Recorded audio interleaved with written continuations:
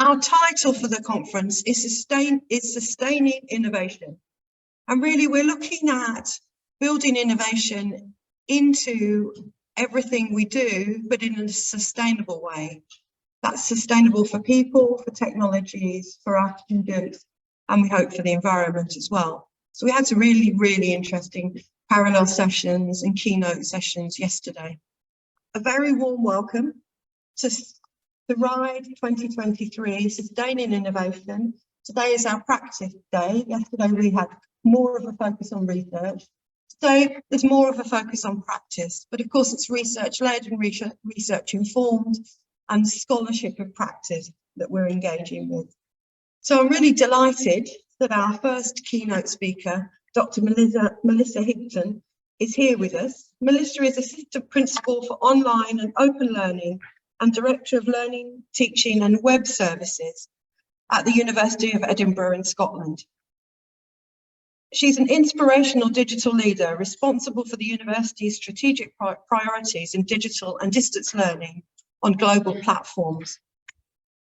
Her teams support blended learning, virtual learning environments, technology-enhanced hybrid learning spaces, the digital experience and the use of web for outreach and engagement, which I think ticks everything that we are probably talking about in this conference, which is very handy. Melissa has particular interest in OERs, Open Educational Resources, and those were here yesterday will know that Melissa joined us on the panel we had yesterday afternoon on OERs. She's also, she was called to the expert panel in 2022, convened by the Office of Students, which is the UK regulator, the English regulator, I should say, to review the provision of blended learning. And today her talk takes us through some of that with the title Researching Blended Learning. Over to you, Melissa. Thank you. Thank you very much. Thank you for the invitation to be here today. I was able to join yesterday and the conversations were very lively online and in the room. Okay, so hello to the people who are in the room and the people who are online. Thank you very much. I'm going to talk for a bit and then we're going to do a World Cafe. So I'm going to include in my presentation some provocations, some statements that you might choose to agree with or not. Thank you, Linda. I do have a very long job title because I'm Assistant Principal Online and Open Learning, but I'm also Director of Learning, Teaching and Web Services. And that is a blended role and gives me reach across both of those sort of areas of how we do blended learning on campus for our students at Edinburgh, but also how we do distance and online learning for our students who belong to Edinburgh. But we use a lot of the same technologies and the same services, and part of what I try to make sure that we do is to use very similar technologies, very similar services, and not discriminate or other the students who are distance or online students. We try not to promote the idea that they are less or othered in any way. So in this session, I'm going to talk a bit about my experience of being part of that expert panel. So as Linda mentioned, and that was part of the context in which Linda contacted me, was about the Office of Students review of blended learning. Is there anybody from Office of Students in the room? Is there anybody from Office of Students online? Has anybody heard of Office of Students? Okay, good. So you might have opinions on Office of Students. And one of the things I'm going to reflect on is what it's like to do when you're researching for an organization that has some specific remits. I'm also going to take the opportunity to show off and be very proud of what we do at Edinburgh, and also make some reference to what I think are the strategies and successes of how we've sustained online learning. But I'm also going to hopefully provoke about the difference between sustaining and innovation. And then also thinking a bit about the role of researchers inside and outside of organizations, and say a bit about my own experience in doing both of those. And the provocation I have, I tried to be provocative. I wonder whether innovation actually undermines sustainability. I wonder whether findings about blended learning should not and cannot actually be generalized much beyond the institution. I wonder whether students should choose whether they come on to campus or when they come onto campus. And I would suggest that we should pay attention to why insider researchers struggle to affect change. So those are the provocations that you're going to have on your tables to move around. And I'm going to give you my take on some of those, which of course you can disagree with and discuss amongst yourselves. So to take a moment to show off University of Edinburgh, but also to say a bit about why one should always establish one's credibility when talking about something. And so, am I credible to talk about researching blended learning? Well, University of Edinburgh is a large provider of online learning as well as on-campus blended learning. We deliver global reach and high quality standards in our online and distance learning. And yesterday, was it the Pro-Vice Chancellor was here talking about how long University of London has been doing such things. Well, you know, the old universities really like to say we've been doing it longer, or we were always doing it before you, all this sort of stuff. So University of Edinburgh, 500 years old, always established in the city with a civic remit, and always something about it's an open institution in as much as it wasn't founded by the church, which would make a difference back then. It's the first university in the UK not to be founded by the church. It's founded for the people of the town. The original name for Edinburgh University was the Tunes College, for the people of the Toon. But then, of course, there was continuing education and outreach programs. And then about 20 years ago, we moved into delivering some of those online. So we've been doing distance learning for about 20 years. And the courses are designed from scratch to be online distance learning courses. We didn't convert other courses and put them online. We started from that position of figuring out what would be the pedagogy for using this technology to deliver in this way. So having a portfolio that crosses both the online portfolio and the on-campus portfolio means that I, in my role, get to bring together a wide range of stakeholders who have opinions about how we should be using technology, but hopefully bring people together to develop a portfolio of courses and make decisions about what we're doing. And always thinking about how the on-campus blended learning, whether that is the same or different as the distance learning, which does not require the students ever to come onto campus. The online learning that we do enables learning and teaching from Edinburgh across the globe, so Edinburgh everywhere. And we currently have around 80 fully online distance learning master's courses in our portfolio, drawn from all disciplines, and 90, gonna hit 100 this year. We do about 10 a year, MOOCs, massive online open courses on 3 platforms, and we also have micro-credentials where we bundle various things together. So University of Edinburgh Learning and Teaching reaches every country in the world, and as I say, 21 academic schools, and they all have either an online master's or a MOOC, and many of them have both. And I think that across the disciplines is quite distinctive about Edinburgh.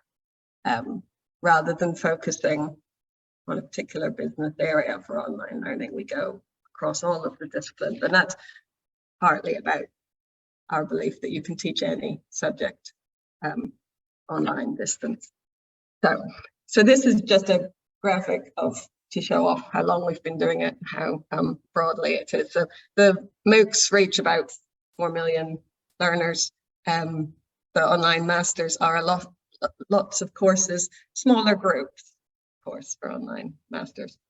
And the location of the online masters students, obviously it's all over the world, some of them are in Scotland and many of them are in the UK. So it's really about a different mode of study for many people rather than the fact that you have to be international. It's people choosing to study part-time, online, distance learning.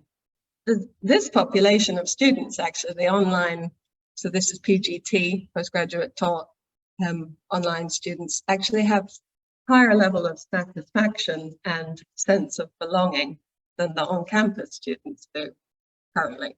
So I think that's, again, credit to all of the colleagues who deliver these courses and to the services and support that they get within that community, within the courses, that students feel belonging to Edinburgh, even if they never come onto campus.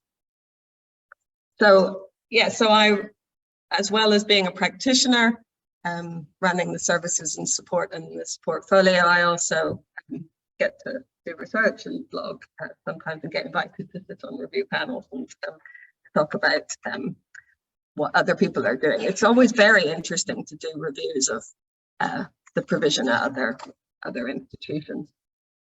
Because this is hybrid, of course, I've actually blogged a whole bunch of the stuff that I'm going to talk about, and so has Susan. So Susan Orr was the lead of the panel. She has spoken at other events, and you can see on YouTube her talk about it. And have you all read? Anybody read the report?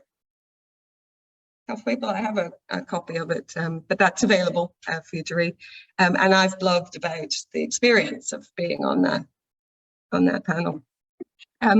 I'm not sure what we say about the Office of Students. I don't think we can call them embattled, but under review, I think is what's happening to them at the moment. So that's quite interesting.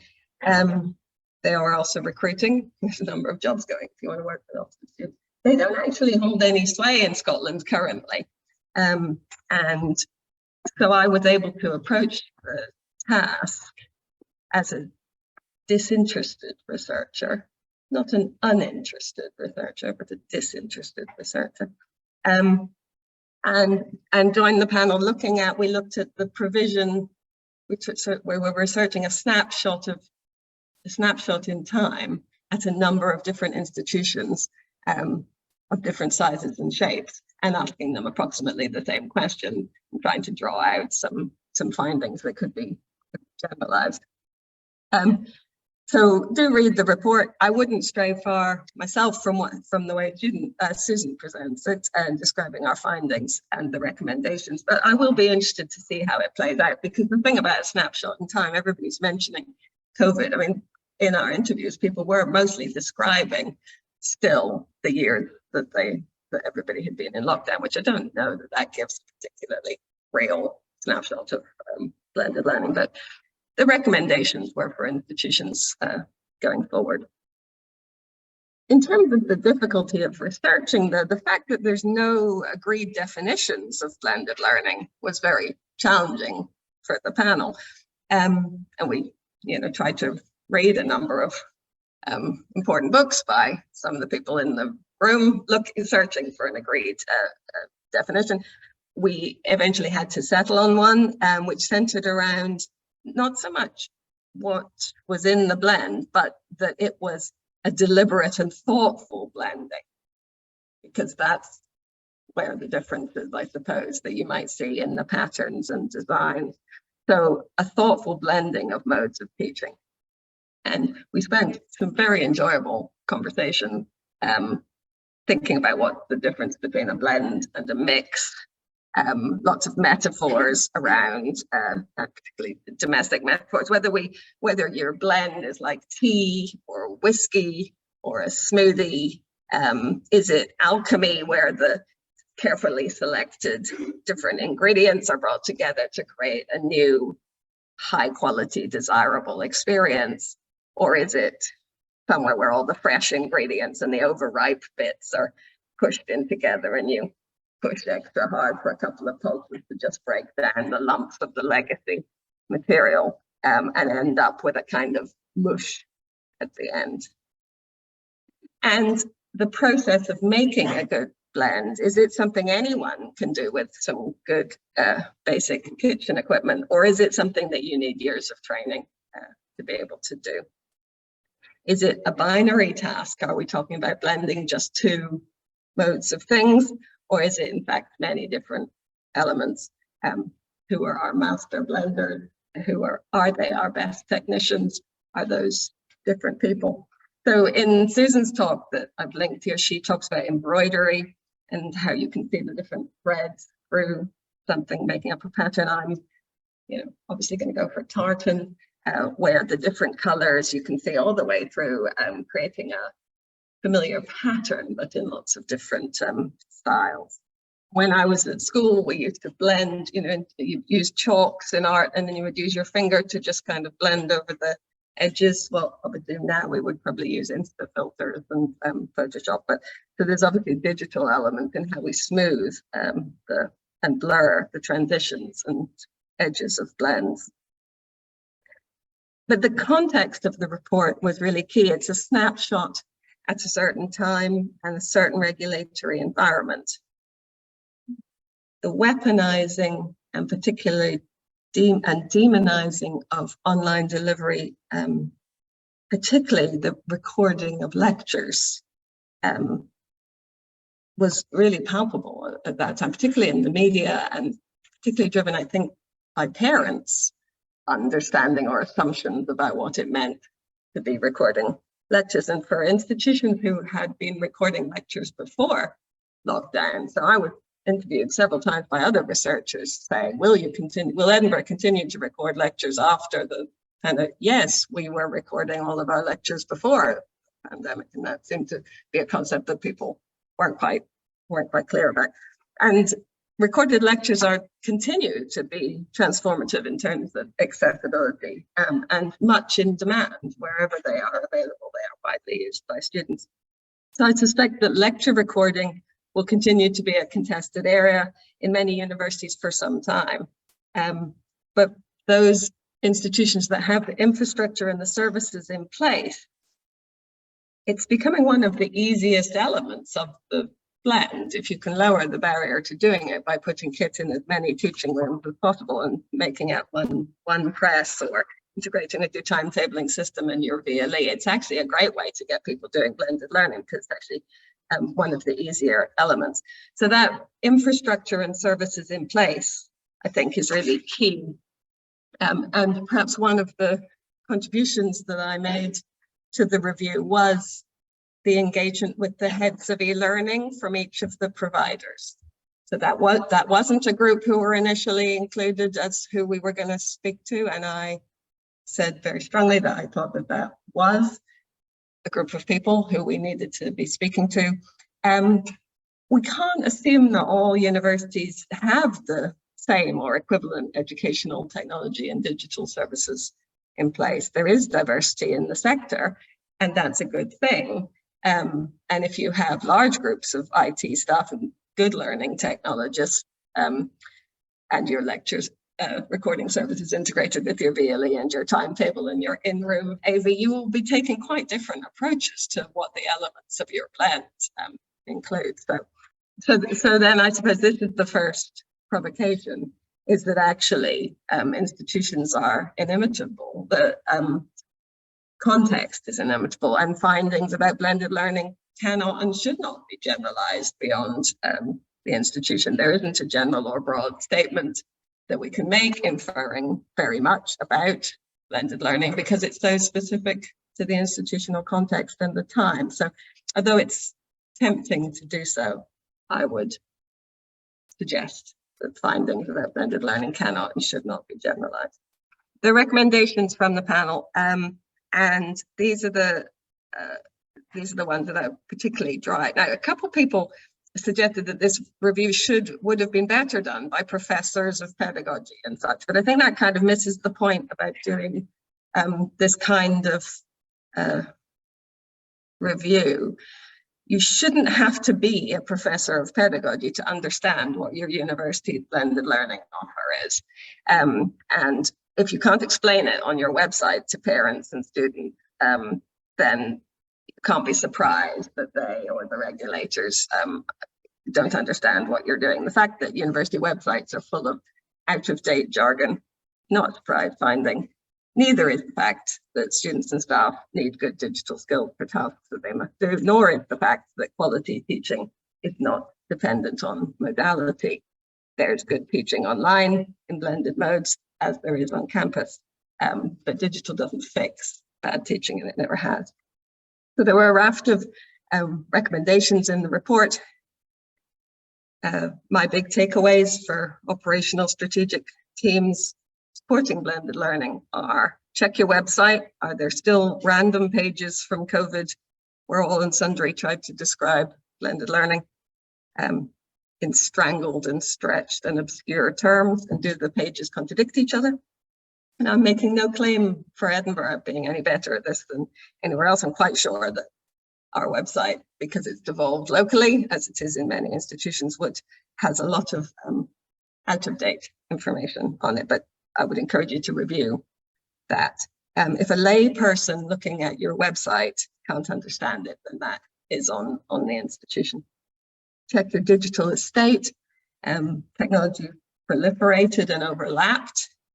During the emergency investments, everybody went for 2, 3, 4, 5 different virtual classroom tools, particularly. Check your campus, because of course the blend involves a lot of kitting out the physical estate for blended learning delivery. Not all online activity happens from home. Students come on to campus and then spend the rest of the day there. And I think that, again, with the Office of Students, the Office of Students were concerned about student choice. And students took that to mean that they should have a choice, choosing whether or not they come on to campus, often at quite short notice in a day, as it fits in with their own lives. But the panel felt that that's quite a different proposition to knowing which bits of your course are on campus and which bits you're being expected to plan accordingly. So student choice is not the same as your design. So that's the next provocation, is that students can choose when to come onto campus. I want to say just a little bit about hybrid now, so sustaining innovation. When establishing robust services for something that makes them sustainable for continuous improvement, takes a lot of time, a lot of people involved, policies, support, marketing, bringing together a product or a service with an audience of users for the benefit of both. What's sustainable when one person leaves is quite interesting. We were talking about that in the panel yesterday. When we design something to be sustainable, it needs to run consistently within the resources that you have. So the people, the time and the money, put a structure in place and let it run. So innovation may be a good thing, but it's expensive and it can disrupt. And hybrid innovation, I would argue, is not good for online learning. So hybrid teaching seems cool, but actually reduces the amount of flexibility for distance learners. So distance learning was supposed to free us from the tyranny of time and space. And any time, any place, any pace was what we were offering. You could do it slowly over many years, flexible to be achieved in balance with your own life, your job, your work, your family. The hybrid is a cool idea that your online learners would be able to join in synchronous sessions with learners and teachers on campus. But as soon as you include in a fully online program live sessions which are linked to activities happening on campus, then you require the distance learner, wherever they are in the world, to adapt themselves and tie into your time. They may be any time, any place, but they're no longer any time or any pace. And I think it is teacher-centered, campus-centered, and risks othering the online students in a way that we have always fought to avoid. I think it's a backward step. I think colleagues have become intoxicated by Teams. I wanted to say, just to finish off, I suppose, something about the difference between insiders, research and culture within their own organizations, and being an insider and an outsider, and how you have to walk that line. So for some research that I do, like being on a review panel, I would be an outsider looking in. But I would also encourage everybody to really pay attention to the research that's going on within the institution. I think it's quite hard. I think there's a research paradigm, or that we're generally taught that you have to be neutral, outside observer in order to give a, there's something about it's not proper research if the person isn't completely neutral. Well, I would want to reassure everybody, I'm sure there are some people in the room who are with me on this, that actually doing research within your institution and your community can actually get you, I think, a better result, a better understanding of what the actual position is in the context. It gives you better and more useful findings to influence change in your institution. So don't let anybody tell you that either you have to have an outside researcher come in, or that you should be making changes based on things that have been found in other institutions. As I say, I don't know that everything's generalizable. So I think that perhaps one of the things that's useful about the blended learning report from the Office of Students is that context for blended learning is inimitable, and that actually sometimes it's the insider researchers who have the real view. But I do think, so this is the provocation, the insider researchers really struggle to affect change. So the end of me. I usually put what are your questions rather than do you have any questions. What are your questions? But Linda is going to facilitate you in a World Cafe that I understand is going to have you moving around my different provocations. Shall I step away and give you the... Thank you. Well, first of all, let's thank the committee for that.